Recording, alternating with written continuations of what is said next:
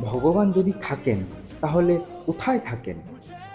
এরই উত্তর শ্রীকৃষ্ণ গীতার 10ম অধ্যায় অর্জুনকে খুব সরলভাবে দিয়েছিলেন।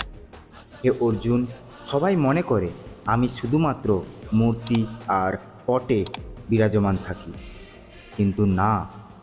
হে অর্জুন, আমার দিব্য বিভূতির অন্ত নেই। আমি সমস্ত জীবের হৃদয়ের অবস্থিত পরমাত্মা। আমি সর্বভূতের আদি, মধ্য ও অনন্ত।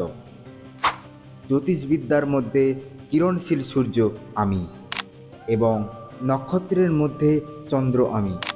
সমস্ত বেদের মধ্যে আমি সমবেদ। সমস্ত দেবতাদের মধ্যে আমি ইন্দ্র।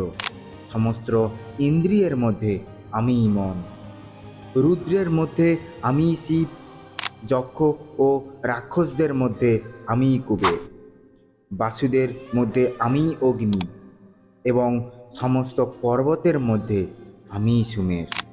হ্যাঁ, আমি পরম সত্য। হ্যাঁ, আমি ভগবান।